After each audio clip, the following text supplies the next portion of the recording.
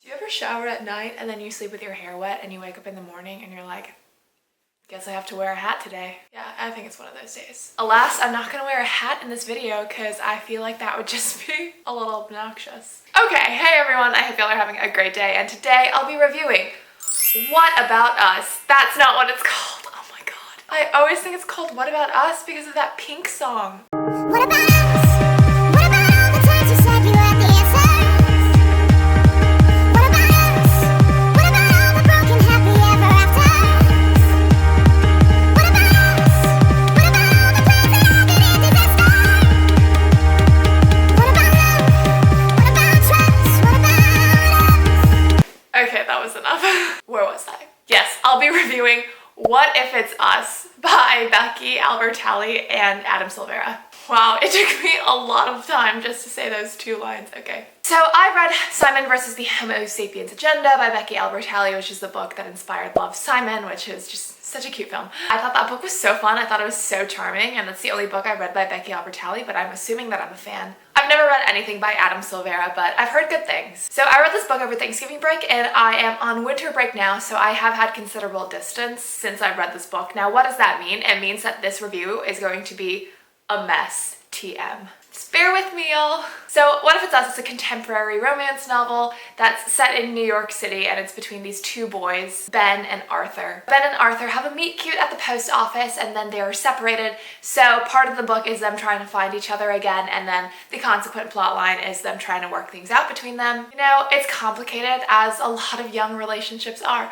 because Ben just got out of a relationship that ended pretty badly, and then Arthur is only in New York City for the summer because of a summer internship. The thing is, I've heard a lot of really good things about this book, and ultimately, I was just not feeling it. And I think a lot of that came down to just one character in particular. So I don't really know how Adam and Becky decided to split up writing this book, but it is told in dual POV, so we get Ben chapters and Arthur chapters, and I'm assuming that they just wrote different characters' chapters. And then assuming that that's correct, I'm gonna guess that Becky wrote Arthur's chapters and that Adam wrote Ben's. And the problem with that is that I just could not stand Ben's chapters. Oh my god. Ben is just very much, you know, an angsty, mopey teenager who thinks that every problem in his life is like the biggest problem ever, and I do understand that because often I'm literally the exact same way. But reading it over and over again for, you know, every other chapter gets a little exhausting. Especially in comparison to Arthur, who is just so eager to love and to please people and to find happiness in the universe. I felt like besides their initial meet cute, they had such little chemistry together, and they did this thing where they redid their first date over and over again until they got it perfect, and I was like, no amount of redos is going to make you have chemistry when you just plainly do not. And the reason that they didn't work together as a couple is because Ben is just low-key a dick, but I'll talk more about that in my spoiler section. Because the book is so reliant on its romance, when the romance doesn't work for you, the book doesn't work for you. The plot also relies on a set of very familiar high school drama tropes. And so there's like this tug of war of feelings, and it just gets kind of tired.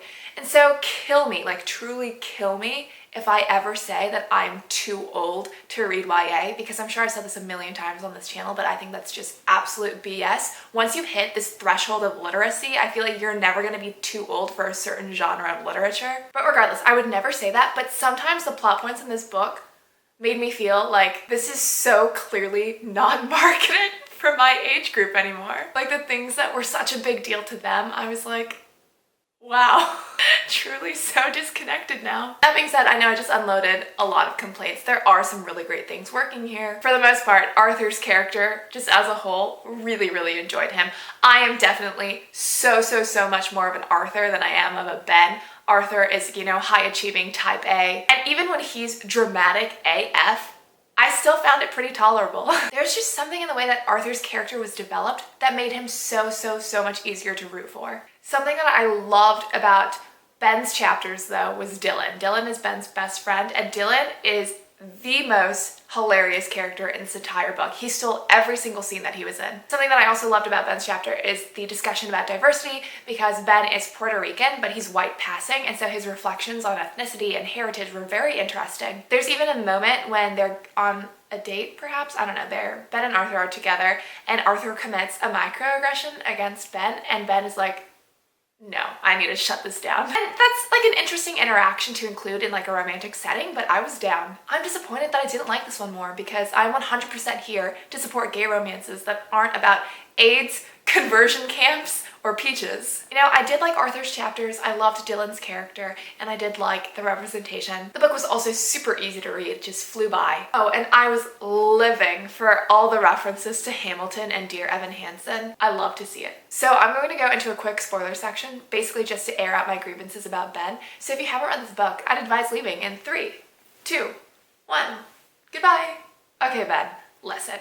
How are you going to take this cute, geeky kid who loves musical theater to an arcade for y'all's first date? Not only that, but an arcade that you took your ex to. And then you're gonna spend your entire date complaining about everything that Arthur is doing wrong, especially in comparison to your ex? No, sir. You are canceled. That's not cute. Like, I understand that it's just a depiction of a boy who isn't yet over his last relationship, but honestly, Ben was just treating Arthur so unfairly at the beginning that it blew my mind that Arthur was still so devoted to this idea that the universe was trying to put them together. If someone consistently showed up late to dates, I think that's a big red flag. The thing is, like, you can't just brush that off, I don't think, as a personality trait. Like, oh, it's just my personality that I'm late. Like, no, what you're saying is that you think your time is more valuable than mine. What you're saying is that this, whatever event it is a higher priority to me than it was to you. Like, if your tardiness is such a problem that you miss out on front row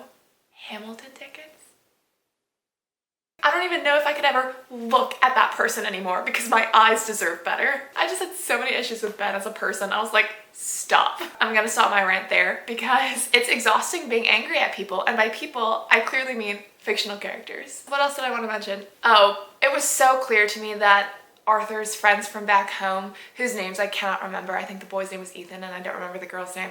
It was so clear that they were dating and he was 100% oblivious to that. And I was like, can you just open your eyes for a sec and see what's going on? That's literally it in my spoiler section. I just wanted to unleash my annoyance with Ben. Oh, also, I want to say that this entire love story is propelled by this idea that the universe is trying to put them together, and then in the end, they don't even end up together. I was like, what is the message here? And I think it's realistic. I don't know how many high school romances these days last until college. I mean, it's not that it doesn't happen, it's just very rare, I think. But yeah, I was just very confused. I was unsure of what I was supposed to take away from the book. Thanks so much for watching this shambly video. If you have read What If It's Us, please let me know your thoughts on it. I hope you liked it more than I did. I'm assuming you did because people on Goodreads seem to be really into this book, but nonetheless, I'd love to hear your thoughts on it. Thank you so much for watching. I hope you'll have a fantastic day and happy reading.